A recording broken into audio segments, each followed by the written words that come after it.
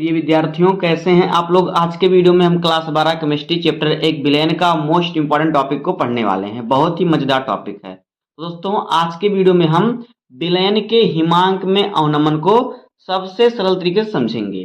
देखिए, हिमांक में अवनमन क्या होता है।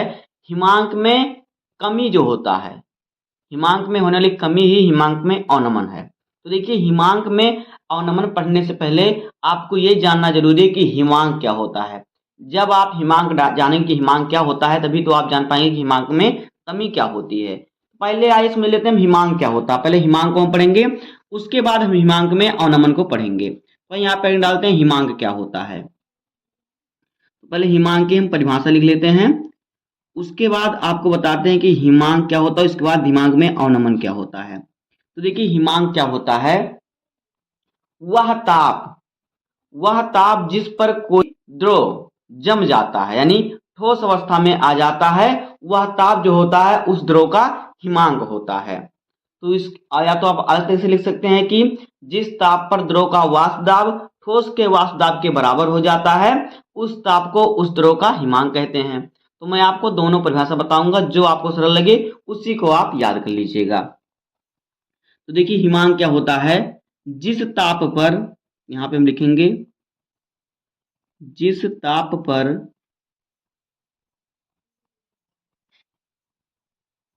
जिस ताप पर द्रव द्रव का क्या होता है, वाष्प दाब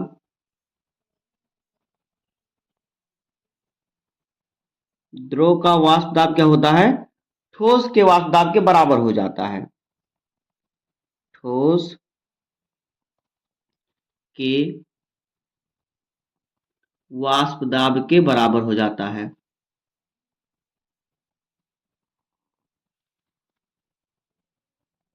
के बराबर हो जाता है।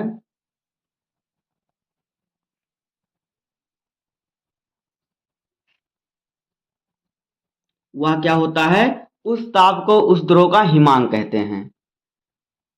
उस ताप को उस ताप को उस द्रव का हिमांक कहते हैं। उस द्रव का क्या कहते हैं, हिमांक कहते हैं।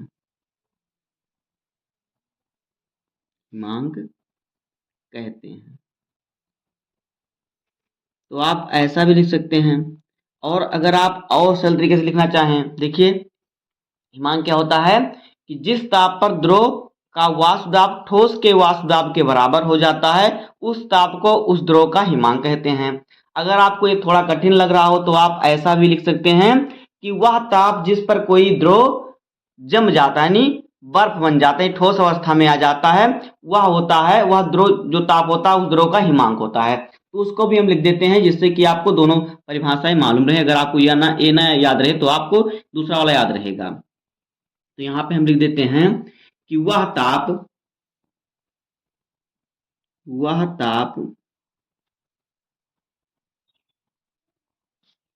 जिस पर जिस पर कोई द्रव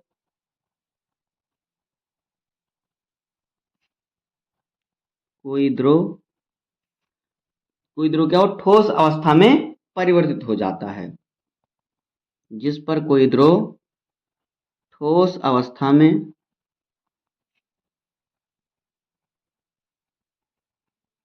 ठोस अवस्था में आ जाता है, या ठोस अवस्था में हो जाता है,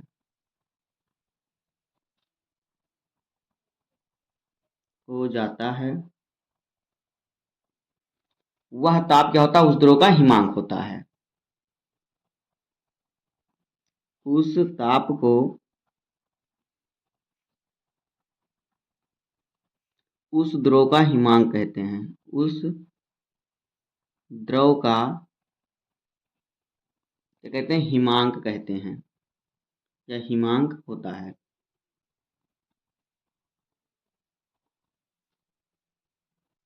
हिमांक कहते हैं। तो अब तो आपको मालूम हो गया हो कि हिमांक क्या है।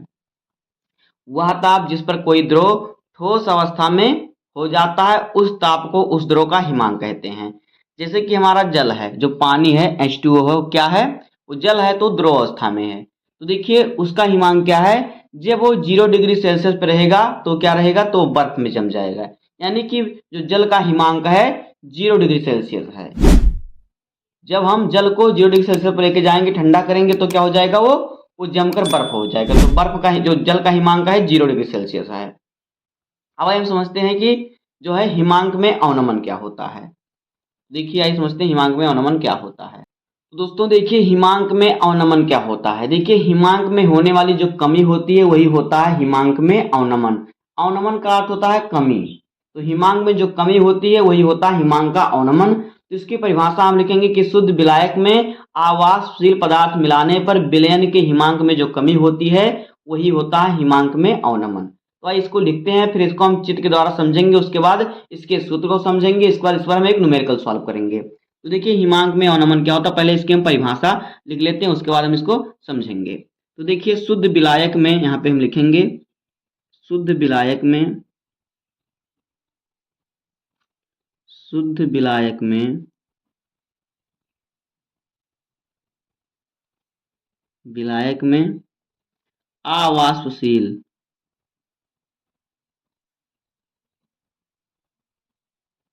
अवाष्पशील पदार्थ मिलाने पर, पदार्थ मिलाने पर विलयन के हिमांक में जो कमी होती है, विलयन के हिमांक में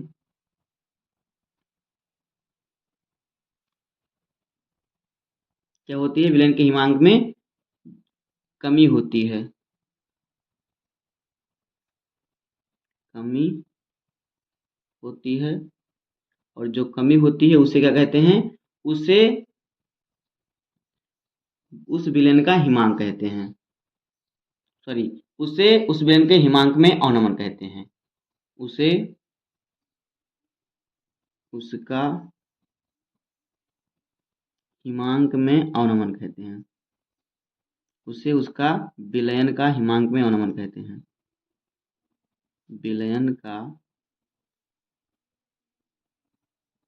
हिमांक में अवनमन यानी कि कमी होती है, अवनमन कहते हैं।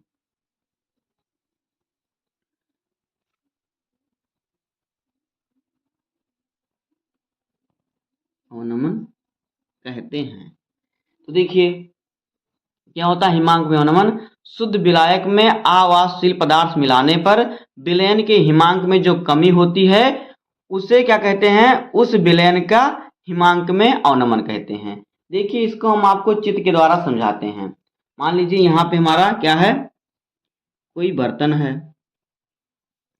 अब देखिए इस बर्तन में हमारा क्या है, मान लीजिए इस बर्तन में हमारा जल है, तो जल को अगर हम 0 डिग्री सेल्सियस पे लेके जाएंगे तो क्या हो जाएगा, वो जम जाएगा। तो उसका हिमांक कितना है, 0 डिग्री सेल्सियस है। तो मान लीजिए हम इसको क्या करें, ये हमारा क्या है, शुद्ध जल है। जल यानी क्या है, विलायक होता है। जल क्या होता है, विलायक होता है। तो अगर इसको हम 0 डिग्री सेल्सियस पे रखे जाएंगे तो ये क्या हो जाएगा, ये बर्फ हो जाएगा। जो जल हो जाएगा, जल क्या है, जल बर्फ में परिवर्तित हो जाएगा। इस प्रकार से इसमें क्या है, ये बर्फ में जम जाएगा। इसको देते हैं, ये बर्फ है, क्या है, बर्फ हो गया ये हमारा। यानी जो जल का हिमांक होता है कितना, 0 डिग्री सेल्सियस होता है। अगर 0 डिग्री सेल्सियस पर हम इसको लेके जाएंगे तो ये क्या हो जाएगा, ये बर्फ हो जाएगा, यानी जम जाएगा। तो इसका हिमांक क्या है, 0 डिग्री सेल्सियस है। अब देखिए मान लीजिए इसमें हम कोई क्या करें, कोई अवाष्पशील पदार्थ मिला दें। अब इसमें क्या करें हम, मान लीजिए इसमें जल हमारा है, अब हम जल में क्या करें, कोई अवाष्पशील पदार्थ मिला देते हैं।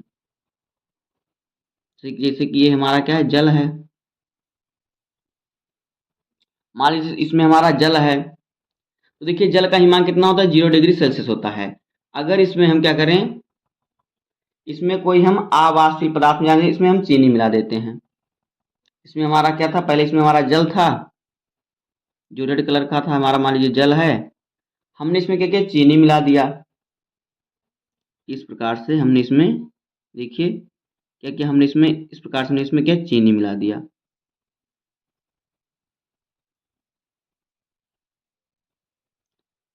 चीनी क्या है, एक अवाष्पशील पदार्थ है, अवाष्पशील। जब हमने इसमें चीनी मिला दी तो क्या हो गया, अब इसको जो हमें क्या करना होगा, बर्फ बनाना होगा। तो क्या होगा, ये 0 डिग्री सेल्सियस बर्फ नहीं बनेगा, यानी इसके हिमांक में क्या होगी, कमी हो जाएगी। यानी तो इसको हमें क्या करना पड़ेगा, इसको हम माइनस में लेके जाएंगे, तब ये हमारा क्या होगा, तब ये हमारा जो होगा बर्फ जमेगा। तो इसका हिमांक क्या है, कमी, हिमांक में कमी हो गई क्योंकि माइनस हो गया और 0 से भी कम हो गया।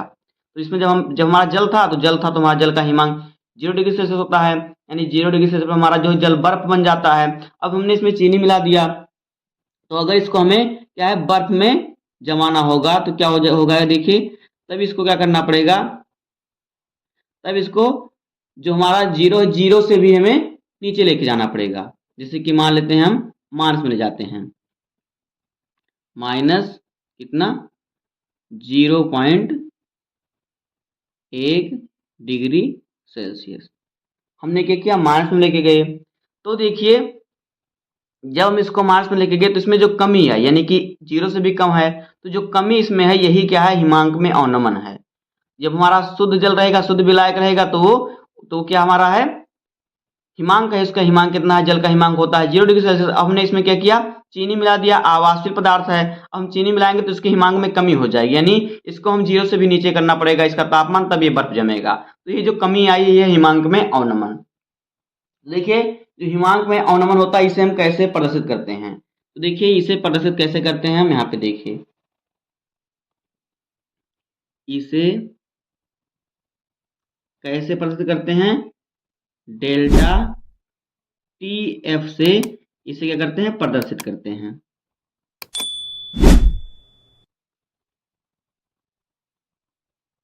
प्रदर्शित करते हैं किससे, डेल्टा टी एफ से। अब देखिए इसका मात्रक क्या होता है, इसका मात्रक होता है केल्विन। क्या होता है, केल्विन या फिर डिग्री सेल्सियस। इसको भी हम लिख देते हैं, इसका मात्रक जो होता है,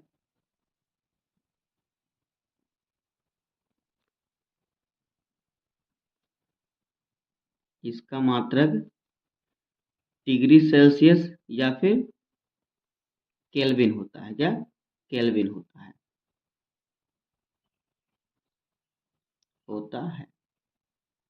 तो देखिए 0 डिग्री सेल्सियस में कितना केल्विन होता है, 0 डिग्री सेल्सियस हमारा होता है 273 केल्विन होता है। तो इसी हिसाब से आपको देखिए इसमें जो कोई सवाल दिया रहेगा तो आपको इसको किसमें बदलना होगा, केल्विन में बदलना होगा।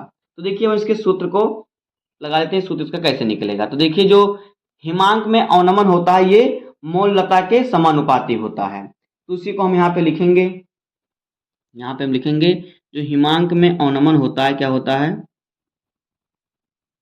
हिमांक में अवनमन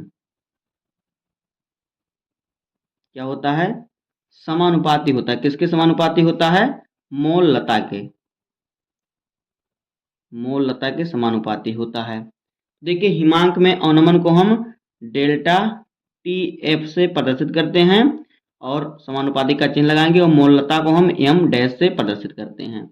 अब देखिए जब यहाँ पे हमारा समानुपाती का चिन्ह हटेगा तो यहाँ पे हमारा स्थिरांक आ जाएगा, मोलल अवनमन स्थिरांक। तो यहाँ पे हमारा हो जाएगा डेल्टा टी एफ बराबर क्या हो जाएगा, यहाँ पे मोलल अवनमन स्थिरांक हो जाएगा, जिसे हम के एफ से प्रदर्शित करेंगे और फिर इंटू में हमारा एम हो जाएगा। अब यहाँ पे हम एम यानी मोललता, तो मोललता का जो हमारा सूत्र होता है उसका मान रख देंगे। तो यहाँ पे हमारा ये देखिए क्या हो जाएगा, तो ये यहाँ पे हमारा हो जाएगा डेल्टा टी एफ बराबर के एफ इंटू, देखिए जो मोललता होता है, मोललता का सूत्र क्या होता है, क्या होता है, भार बटे अणुभार होता है।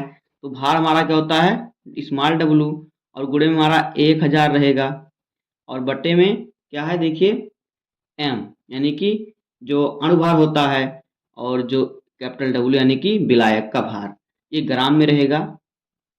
तो ये हमारा ऊपर 1000 से गुणा हो जाएगा।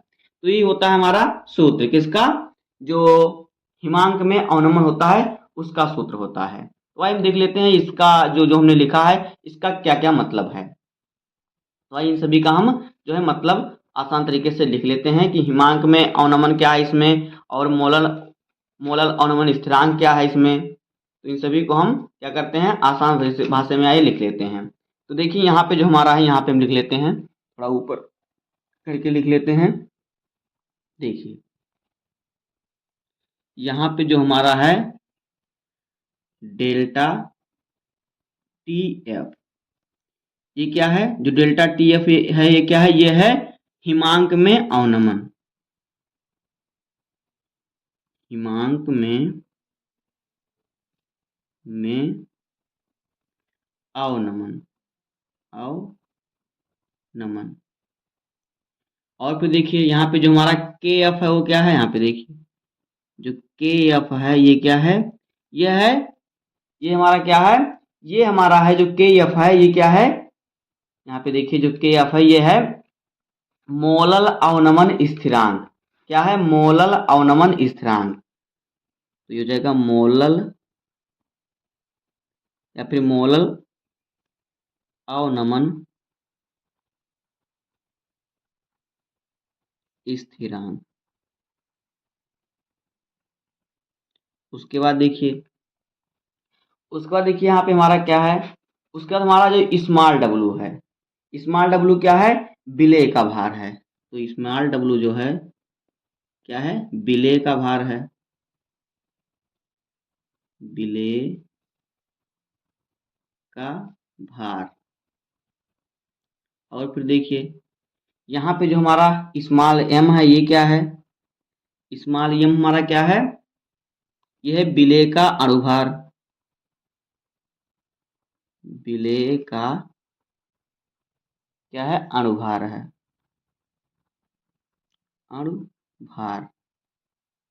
और हमारा क्या है, जो हमारा कैपिटल डब्लू है ये देखिए क्या है, जो कैपिटल डब्लू है ये हमारा क्या है, कैपिटल डब्लू क्या है, विलायक का भार है, विलायक का भार। तो इस प्रकार से हो जाएगा हिमांक में अवनमन, और ये होता है हिमांक में अवनमन का सूत्र। हिमांक में अवनमन को हम डेल्टा टी एफ से प्रदर्शित करते हैं, और डेल्टा टी एफ बराबर होता है के एफ। के एफ क्या होता है, मोलल अवनमन स्थिरांक होता है, इंटू में स्मॉल डब्लू, और इंटू में 1000। स्मॉल डब्लू क्या होता है, विलेय का भार होता है, और बट्टे में हमारा स्मॉल एम गुणे कैपिटल डब्लू। और स्मॉल एम क्या होता है, हमारा होता है विलेय का अणुभार, और कैपिटल डब्लू होता है विलायक का भार। अब आइए हम इस पर एक न्यूमेरिकल को सॉल्व करते हैं। तो देखिए क्वेश्चन हमारा है कि एक पदार्थ 1.9 ग्राम को 128 ग्राम जल में घोलने पर विलयन का हिमांक 0.35 डिग्री सेल्सियस पाया गया। पदार्थ के अणुभार ज्ञात कीजिए। यानी हमें यहाँ पे पदार्थ का अणुभार यानी कि यम का मान ज्ञात करना है, और कह रहा है जल के लिए ग्राम आणविक अवनमन स्थिरांक 1.86 आपको लेना है। तो आइए इसको हम सॉल्व करते हैं। आप कॉपी और पेन लेके बैठिए, बहुत ही इंपॉर्टेंट क्वेश्चन है, न्यूमेरिकल हमारे बोर्ड एग्जाम में पूछा जाता है बहुत बार, इसलिए मैं आपको इसको सॉल्व करके बताऊंगा। तो देखिए इसका हमें कैसे सॉल्व करना है, जो जो चीजें दी हुई हैं पहले हम उसको लिख लेते हैं। देखिए हमें यहाँ पे क्या क्या दिया गया है, जो जो हमें दिया है पहले उसको हम लिख लेते हैं। तो यहाँ पे हम लिखेंगे, देखिए हमें क्या दिया गया है, हमें दिया गया है जो है विलेय पदार्थ यानी कि डब्लू का मान। तो यहाँ पे दिया है विलेय का भार कितना दिया हुआ है, विलेय का भार यानी कि डब्लू, स्मॉल डब्लू का मान कितना हमें दिया हुआ है, 1.9 ग्राम हमें दिया हुआ है। और फिर क्या दिया गया है, और हमें दिया है विलायक का भार यानी कि कैपिटल डब्लू। तो देखिए विलायक का भार कितना दिया हुआ है, विलायक का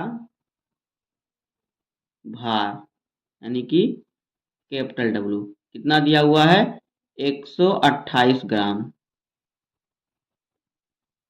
उसके बाद देखिए हमें क्या दिया हुआ है, हमें दिया हुआ है जो विलायक है, इसका हमें दिया है आणविक अवनमन, जल के लिए ग्राम आणविक अवनमन स्थिरांक। तो क्या दिया हुआ देखिए, यहाँ पे हमें दिया है आणविक अवनमन स्थिरांक, आणविक अवनमन